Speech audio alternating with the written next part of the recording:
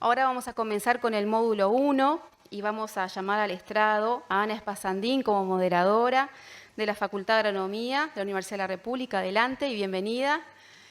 Resaltar la articulación permanente con la Facultad de Agronomía y justamente resaltar el trabajo en equipo de todo el año y agradecerle a Ana por estar acá. ¿Sí? Entonces ahora vamos a convocar a los disertantes nacionales de este módulo y les pedimos a Diego Gimeno, Gabriel Chapesoni e Ignacio de Barbieri que acompañen a Ana en el estrado. ¿Sí? Y a medida que van presentando, Ignacio de Barbieri y Diego Gimeno estaba por ahí. Hasta ahí. Perfecto. Ignacio de Barbieri va a pasar en el momento que le toque presentar. ¿O no? Adelante, Ignacio. Pensé que no querías pasar. Ahí está. Muy bien. Perfecto. Le damos entonces la palabra a Ana. Está rebelde. Bueno, muchas gracias. Buenos días a todos. La verdad que es un placer estar aquí. Desde ya les agradezco por tan grata invitación.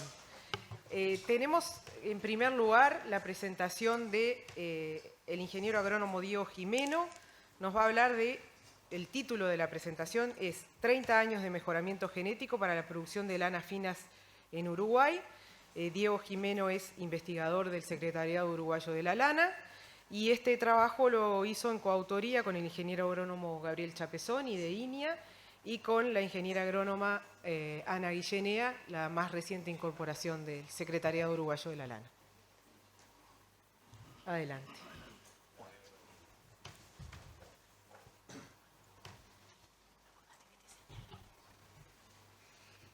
Bueno, muchas gracias, Ana.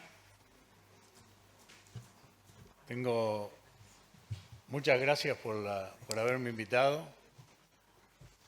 Y Gabriel, estoy seguro que está nervioso porque 20 minutos capaz que dice que no voy a cumplir, pero voy a tratar de cumplir. Igual Ana está para tirarme de las orejas.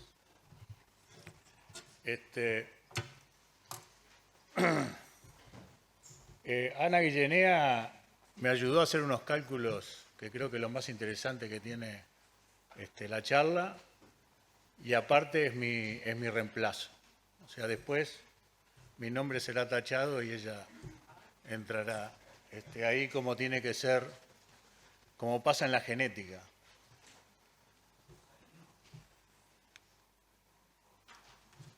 Te voy a hablar un poco de la historia y un poco del mañana. El futuro, a veces no me gusta hablar mucho porque el futuro lo tenemos que construir entre todos y hay deberes que uno lo tiene que hacer para cumplir el objetivo en el futuro, si no, el futuro va a ser lo que se dé y no lo que uno quiera.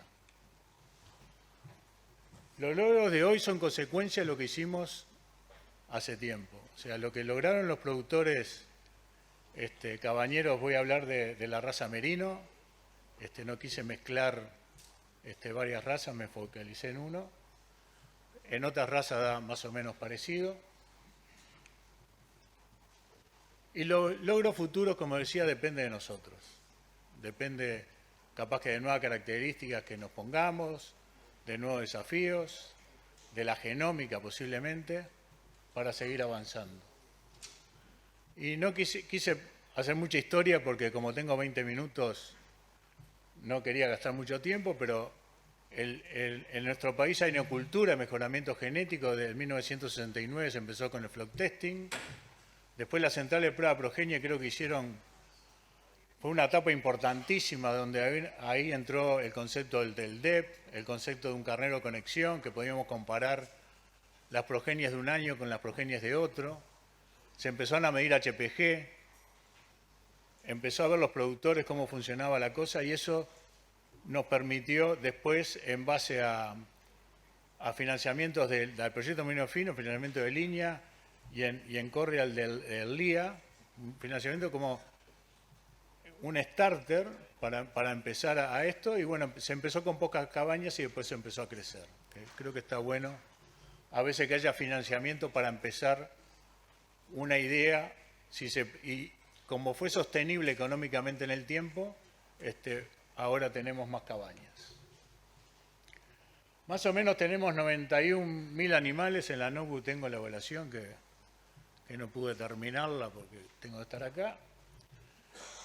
Y tenemos 68.000 borregos con datos de producción. O sea, cada vez es más fuerte la evaluación, más cantidad de animales y más cantidad de datos productivos. Y veremos el hoy. En los primeros años, como decía, estaba la central de prueba, después empiezan a crecer el número de cabañas, tiene un crecimiento y ahora está en 18, 19 cabañas, que para mí es un debe que tiene la Merino en un ambiente económico que le va bien a Merino, tendría que tener más ofertas de carneros evaluados. Con Gabriel siempre decimos, ojalá que todos los productores comerciales, cuando compren su carnero, compren por algún criterio de algún método de selección, tipo flock testing, tipo EPD o DEPS o lo que sea. En contraposición a ese número de cabañas que uno lo ve poco, han aumentado sustancialmente la cantidad de progenie, ahí está en miles. En el 21 son casi 5.000 borregos y borregas que van a ser evaluadas por primera vez. O sea, eso es un buen dato. O sea, las cabañas tienen más cantidad de animales. Quiere decir que más o menos los carneritos se venden. O sea, el número de planteles se incrementó levemente en los 2 últimos años, pero sí se ve un incremento importante en el número de progenie, que en definitiva es lo que interesa, el aumento de la oferta de carneritos para la venta. Y para el año que viene, con Matías Orihuela hicimos una campaña en el norte, se van a incorporar mucho más planteles y eso va a fortalecer la Merino en los próximos años. Y bueno, ¿qué cambio genético hubo? Yo cuando empecé me acuerdo que estábamos nerviosos nosotros y los productores, que si afinábamos perdíamos lana, nos íbamos a quedar sin lana. Vamos a ver qué pasó. Y el qué pasó lo podemos ver en la velocidad. Capaz que no cambiamos nada, siempre caminamos en plano, corremos en plano. Para los que puedan correr, yo no puedo correr a esta altura. Capaz que en peso de vellón aumentamos bastante o en diámetro fuimos hacia el sótano rápidamente. Y después depende del nivel. Capaz que un plantel tiene un nivel en el último escalón muy bueno, pero capaz que un plantel tiene un nivel genético en el primer escalón y va a tener que seguir subiendo los escalones, levantando el nivel genético. Y después queremos ver si el mejoramiento genético que hubo en la Merino, ¿a qué se debe? A que fueron habilidosos los cabañeros en comprar los reproductores de australianos o fueron habilidosos en seleccionar su propio material. También hay material de Nueva Zelanda. Me agarró un mareo contra la bandera. La bandera de acá es Nueva Zelanda y la bandera al lado de la uruguaya es la australiana. Tiene una diferencia de estrellitas y colores. Y también hubo incorporación de carneros argentinos. El diámetro se bajó. Se bajó bastante, ahora como hay una estabilización, eso está bien, yo puedo bajar el diámetro y decir, bueno, me quedo acá, me planto y no lo cambio, es válido. Y este puntito es la cabaña que tiene menor promedio de diámetro en su plantel. O sea, si bien el promedio de las cabañas va por acá, hay una que está por acá, que es mucho más fina. O sea que hay variabilidad de decisiones en los planteles, que para mí eso está bueno, no todo el mundo tiene que correr para el mismo lugar, no hay ninguna cabaña que tenga un promedio positivo en diámetro, sino hay cabañas que capaz que tienen, no son tan finas, pero como todo promedio hay por arriba y por abajo. Yo voy a presentar las que tienen mejores niveles, no los peores. En lana, acá bajamos el diámetro y aumentamos el nivel genético en diámetro. O sea, no perdimos lana. Lo que pasa es que uno tiene el concepto que un animal en pobres ambientes es más fino, tiene menos lana, es más liviano. Pero eso es por el ambiente, no por la genética. Yo puedo un animal genéticamente fino que dé mucha lana si lo pongo en un ambiente adecuado.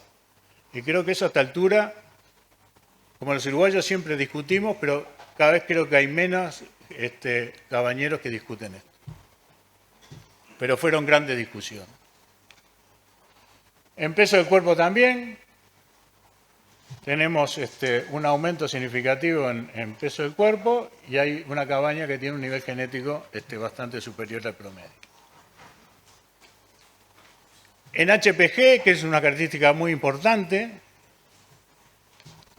fíjense que el cambio genético no es muy grande y no hay una línea para dónde va esto. No tenemos claro en la global, ¿no? Pero está rumbeando el cero. Pero hay una cabaña o varias cabañas que tienen un nivel genético bastante bueno en HPG, o sea, son bastante negativos. O sea, una cosa es para dónde va la general de las cabañas y otra cosa es cada cabaña en particular. Hay cabañas que capaz que su objetivo de selección principalmente es HPG y tienen un nivel genético bastante bueno en HPG. No todas las cabañas de merino hacen HPG, sino el 40% nada más de las cabañas hacen HPG, más o menos. Acá puse curvatura porque es un indicador de rizos, que es una característica nueva. Es nueva, entonces hay muy poco cambio genético, pero hay una cabaña que tiene un alto nivel genético en rizos. Que puede ser o por selección, que haya sido selección que hizo ante los DEP, el rizo tiene alta heredabilidad y puedo seleccionarlo más fácilmente, como el diámetro, o lo obtuvo de manera casual porque le gustaban unos tipos de vellones y justo era los que tenía mayor número de rizos.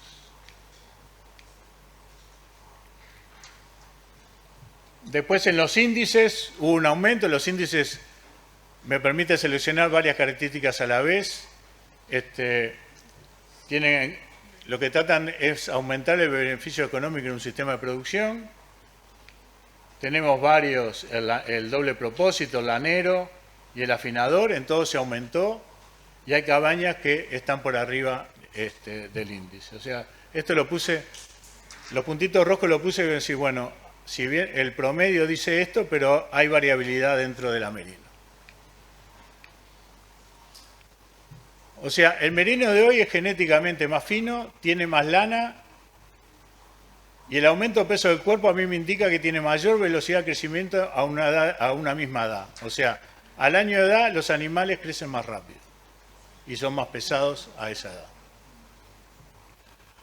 Y el aumento de los índices de selección lo que me dicen que de alguna manera hubo un aporte al beneficio económico para diferentes sistemas. Tenemos un sistema con capones, otro con borregos y diferentes relaciones de precio.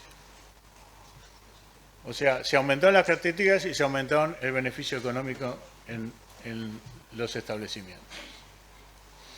Ahora vamos a ver el tema del origen de los genes. Nosotros principalmente son genes australianos que se han comprado, carneros australianos, con algún criterio.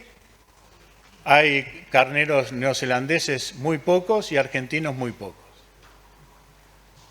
Entonces lo que vamos a ver es si las tendencias genéticas, ¿a qué se debió? A que se compró astutamente carneros australianos y se incorporó a los planteles, o también se seleccionó por los DEPs que se publican, uruguayos.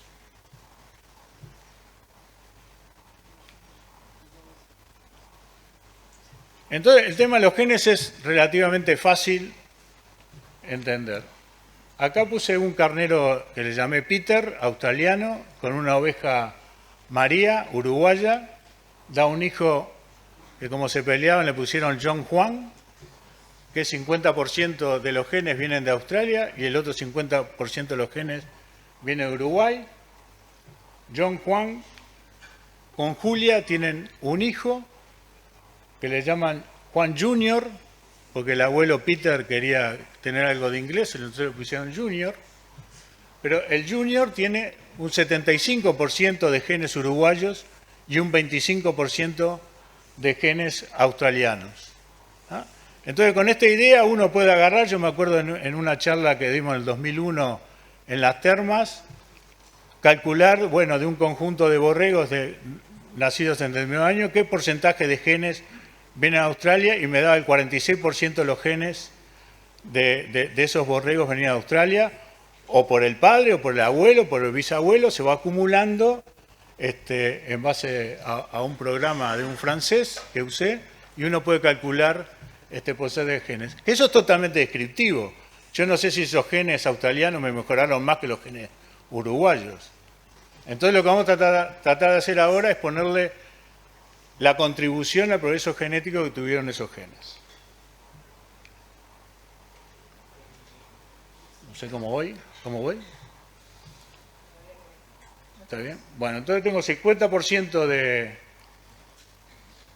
el John Juan es 50%, es media sangre uruguaya, y el otro es 3/4 sangre uruguaya. Yo como tengo un origen impuro de cruzamientos. Ahora, es como decía, el porcentaje de genes por origen nos marca la influencia de los genes foráneos en nuestro programa. Yo puedo decir, bueno, en 2001 decía, el 46% de los genes vienen de Australia.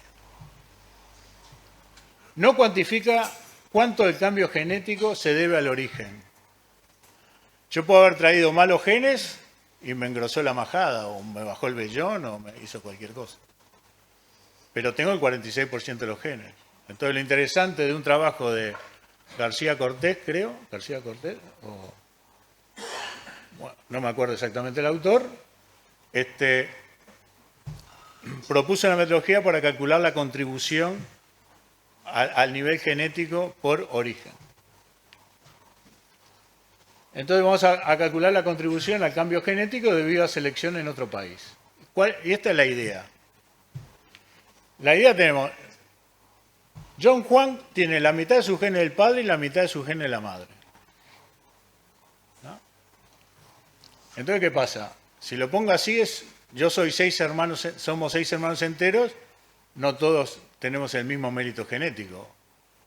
Yo soy un poquito más alto que mi hermano mayor y mi hermano menor es más alto que yo. Hay una aleatoriedad por la segregación mendeliana, o sea, vamos a decirlo en palabras más fáciles. Peter tiene muchos espermatozoides, cada espermatozoide viene una carga genética que es diferente al otro espermatozoide. Los óvulos de María tienen determinada carga genética, un óvulo que es diferente a la otra, y bueno, y justo cuando a mí me agarró el mejor espermatozoide de mi padre y el de mi madre, salí yo con un buen valor genético. Entonces, hay una que hace especial, y eso lo saben los cabañeros, que ponen un carnero con un mismo carnero con una oveja, le da un cordero y al otro año hacen lo mismo y le da un cordero diferente. Porque eso es ingobernable, lo da la segregación mendeliana y por ahora no lo podemos dominar. Un día se podrá dominar.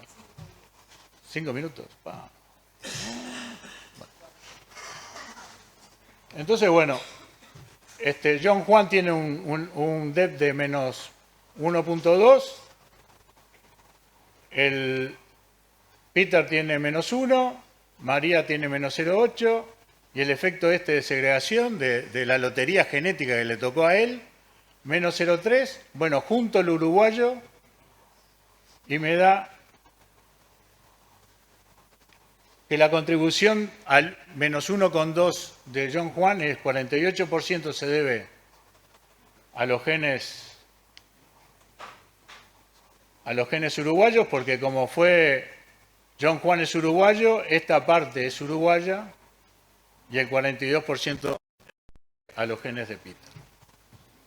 Y en base a eso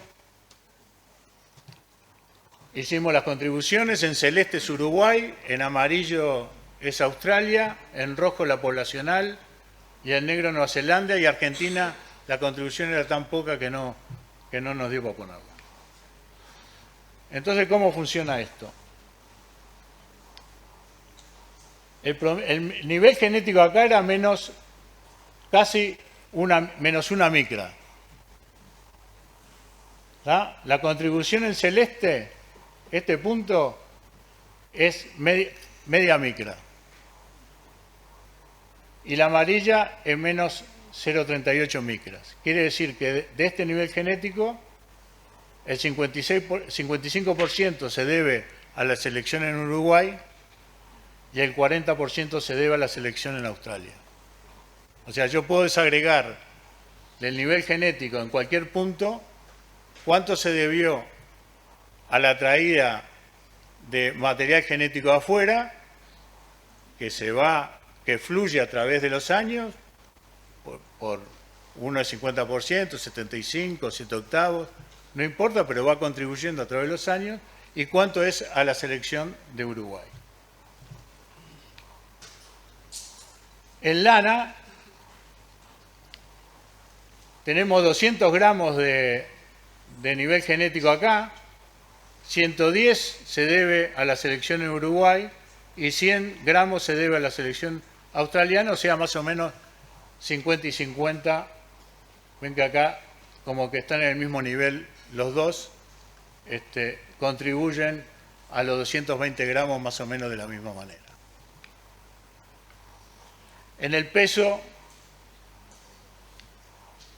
hay una baja contribución australiana, después aumenta, pero la fundamental es la contribución uruguaya, que en el 2020 de 2,36 kilos genéticos, el 69% es uruguayo y solamente el 27% se debe al australiano. Y los huevos programa acá, la escala esta es inferior a la escala que había puesto al principio, para resaltar un poco.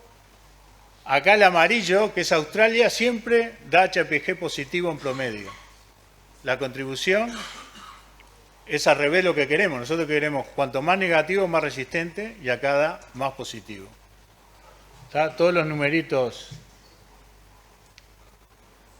australianos de contribuciones son positivos y los uruguayos las contribuciones son negativas. Entonces, entre la suma de las dos da el rojo, que es el poblacional.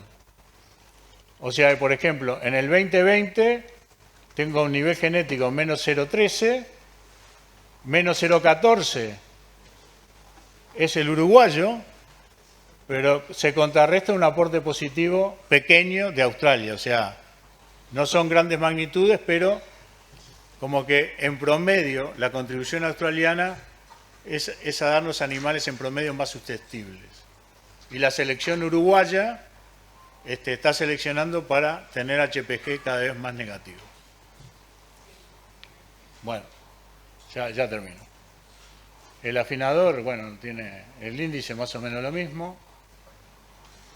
La selección uruguaya fue efectiva en el cambio genético del merino en el periodo analizado. O sea, la contribución de la selección que hacen los cabañeros fue efectiva. Y la elección del material australiano fue buena, porque contribuyó al progreso genético. Si hubieran traído carneros que hubieran bajado el peso de vellón consecutivamente, la contribución sería negativa al peso de vellón. Se eligió bien el material genético. Y hay que tener cuidado un poco con el HPG. Si bien es positivo, no es terriblemente positivo. Los picos... Hay un pico de 2005 que fue una contribución que hizo el Super Alfoston, que ahí tuvo 138 hijos y fue recontra positivo el aporte que hizo ahí. El Alfoston, cuando se empezó a medir HPG, nos dimos cuenta que era recontra susceptible.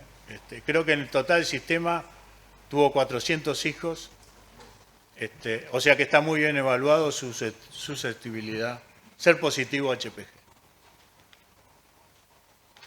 Bueno, mañana más planteles, nuevos caracteres, tratar de llegar a la genómica poblacional y ver si es económicamente sustentable. Y nuevas áreas en el sentido que ya tengo mi reemplazo, va a haber más energía, nueva energía y nuevas ideas para todos. Muchas gracias.